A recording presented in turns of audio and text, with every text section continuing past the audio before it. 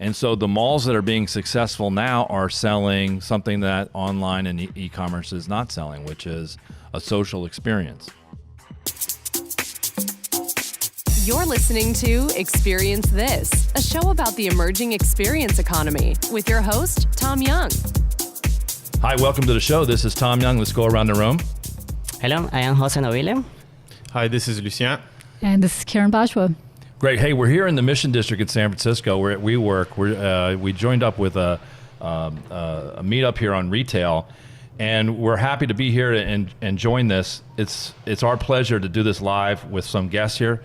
So we're having a conversation around retail, around e-commerce and how that's changing the nature and the landscape. And so we had a presentation earlier, and we just like to hear your guys' thoughts on where you see retail going, where you see e-commerce going, et cetera. I really think that especially in 2008, if you just look 2008 and you see what was happening on Facebook compared to what's happening now, you just see such bigger brands right now on Facebook. And what I think that is happening is that if retailers are not actually using, Facebook ads or even Instagram ads, these big retailers are actually increasing the ad space. And I think it's a really good opportunity right now that even if someone owns a brick and mortar store, to just start investing within this marketplace. And, if it's a restaurant, well, you know what, try to put up an offer and to try to get people into the store. So are you a Facebook user? So I am a Facebook user. I'm actually the Chief Community Officer for Woke Bank, Woke Technologies, which is a Y Combinator startup. Yep. And what we believe in is that we kind of reversed the marketing agency concept. We actually provide the capital for the e-commerce merchant, and we also provide the marketing. So the reason I came here today is I really wanted to understand e-commerce merchants and where they had difficulties. I really wanted to understand the customers today. Do you find that the ad insertion and the advertising on a Facebook experience to be value add or intrusive?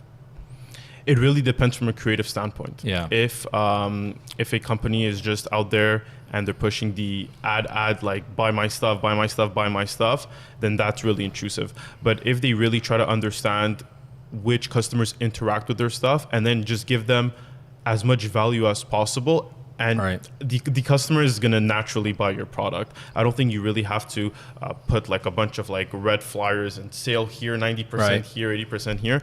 But I just think that by giving them so much value, by telling them who you are, what your product does and how it is different, you'll really get customers onto your platform and onto your website to make a purchase. So one of the things we do in our management consulting practice is we help clients do journey maps for their customers so that they can segment and profile their customer base. So if you're running an airline company or an apparel retailer or whatever it might be, you have a variety of different customers, and they behave differently, they spend differently, and their pressure points for commerce are different. And it's important to understand that. And I think a lot of times what we see with basic e-commerce retailing is people leading with product and simply digitizing what we would call a poor lead. Yeah. So if I just digitize something without reimagining it, I'm likely to get some benefit, but I'm going to miss a lot of the opportunity. What are your thoughts on that? For example, in my company, Dartspeed, I tried, when I started 1 year ago, I started thinking, okay, everybody can be my customers because the service is making any website faster automatically. And in that process, I realized that I cannot get okay, let's segment on every website could be my customer. And I say making that journey and understanding what are the problems that I am trying to fix with the service that I am providing. And in that part, for example, I realized after talking 1,000, 2,000 people, that the real pain is, for example, in e-commerce that are trying to sell something and then get only a conversion rate about 3 or 4%. That for the average industry is 5%. And one of the reasons could be the website loading time, that is affecting most in So e-commerce. let me throw out a framework and get your guys' comment on this. So one of the things we also do is we help the strategy of a retailer think through what is their ultimate business objective. So if they're selling apparel at a bricks and mortar store, you can say, well, it's to sell more apparel and have better sales and a deeper, richer customer base, et cetera. So, but we break it down to and I'm going to throw this out there. It's a metaphor, and I want you guys to think about it and comment on it. If you're putting a game plan together, just like in a sports metaphor, there's offense and defense. And a lot of times people are thinking too defensively, and their offensive playbook is rather limited. So when I introduce digital or e-commerce into a retail engagement, I change the playing field.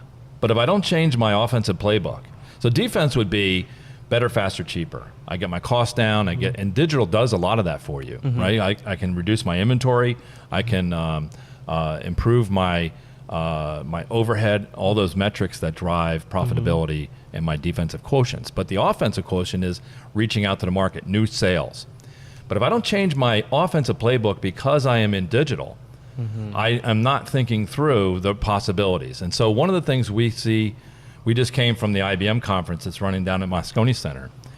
And they're talking a lot about taking the digital exhaust or the digital outcomes of what's happening and using that to feed back into the mechanism to drive who are my customers, why are they buying, and who is almost ready to buy but didn't. And how do we use that to change our offensive playbook to make a difference? Because if you're a retailer and I can increase your sales by 14%, that could be the difference between being profitable or not, especially bricks and mortar. Yeah, I think bricks and mortar stores right away, they think that, okay, they're going to go online, they're going to go digital, and what's my ROI?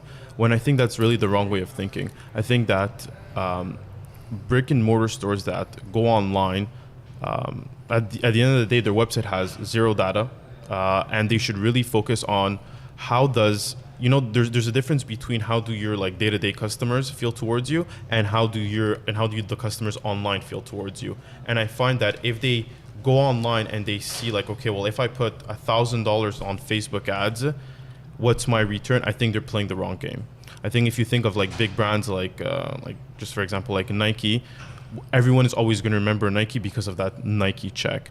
And I think the best way to go online and to play like that offensive playbook is just put some money and really invest in your brand online, and you'll see the return within the long run. I think it's really I think playing a short game is actually gonna hurt your brand in the long run. Kiran, we went to the National Retail Federation conference, and it's the largest retail federation conference in the world. I think it's in it was Jacob Javits last month. Yeah, so it takes place every year in Jacob Javits Center, and we walked around, and a lot of what we noticed was that retail was definitely focusing on grab-and-go convenience. So everything was about Amazon Go, right? Yeah. So how do you get in and out of the store?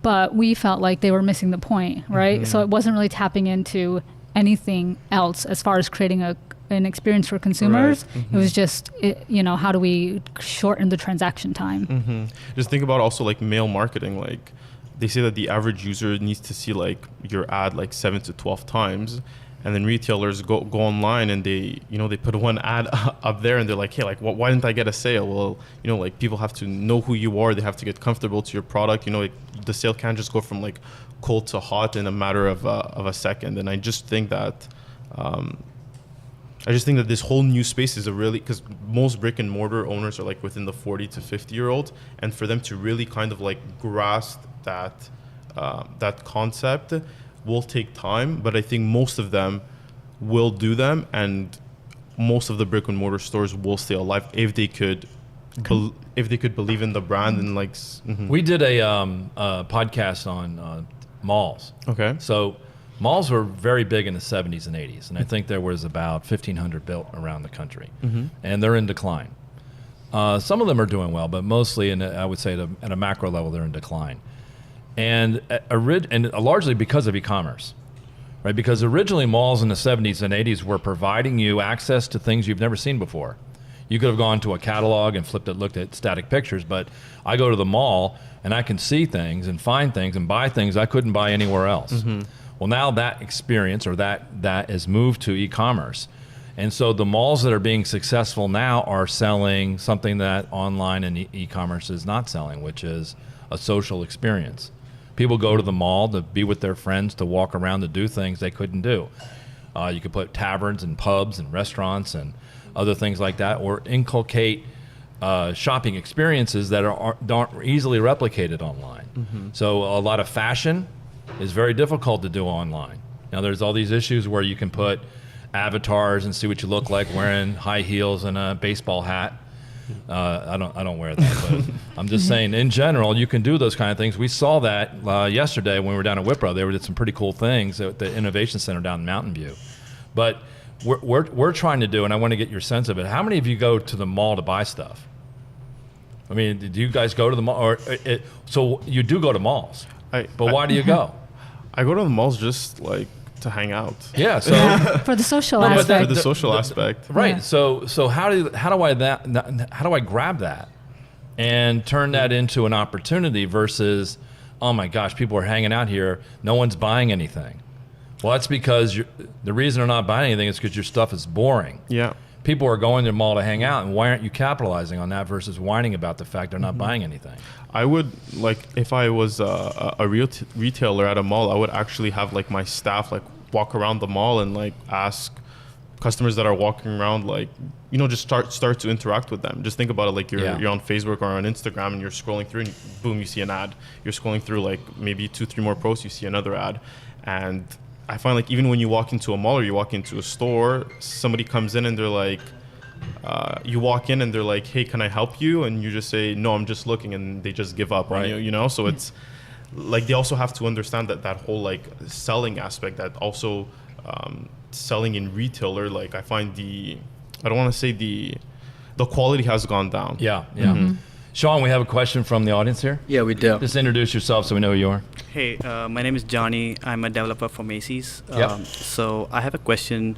So initially you had mentioned like retaining your brand value. Mm-hmm. So how do you think like big retailers like Nordstrom and Macy's would their whole brand value is their brick and mortar and fashion and beauty. How do you think that can be converted into like a e-commerce or like a digital? How are they gonna come into the digital world? Essentially, how to convert the brick and mortar experience into the e-commerce, into the digital sphere, while maintaining all the same aspects. Or if we were engaged by Macy's, I mean they used to be one of my clients in one of my prior lives. The thing we would do is we would want to segment that customer base and understand who is going into Macy's today, so we can at least capitalize on that and make sure we're getting the full yield there.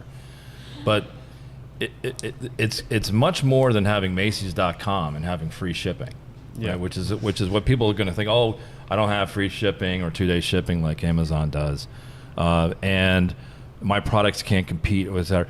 You have to start selling. Think through selling the. I mean, we go back to this. Sell the experience. I go to Macy's. If I go to Macy's, I'm looking for things and I want to be surprised by things. If I'm going to go buy something, typically I'll be. Last time I was there, I bought perfume for somebody, and you really can't do that online. I mean, I guess you can if you know exactly what you want. I had no idea what I wanted. Right? I wanted to talk to somebody. I wanted to do that. I wanted to be a social experience.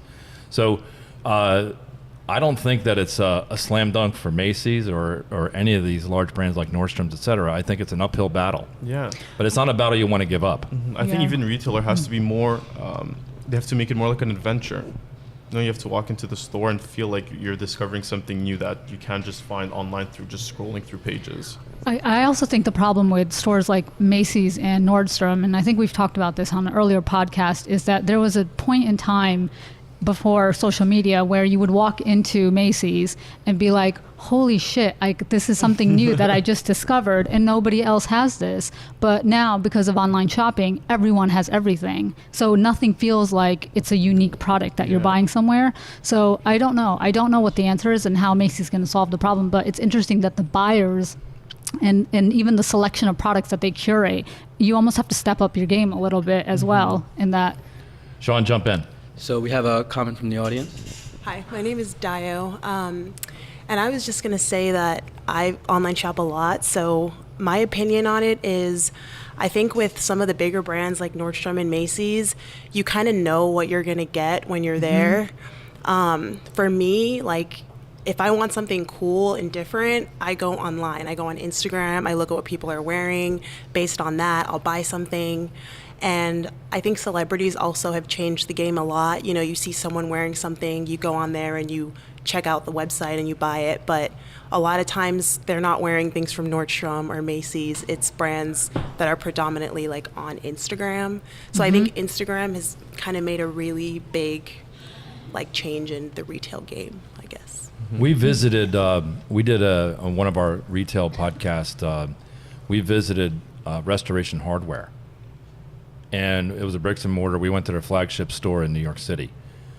And they have a very expensive furniture. So like this table, if it was at Restoration Hardware, would be $7,000, right? This one probably, we didn't spend that for this. But it was very expensive and it was a great experience. In fact, they had a bar in there and we bought glasses of champagne and walked around and drank champagne while we were sitting on the furniture and hanging out. But then they encourage you, after you find what you like, to go online and buy it.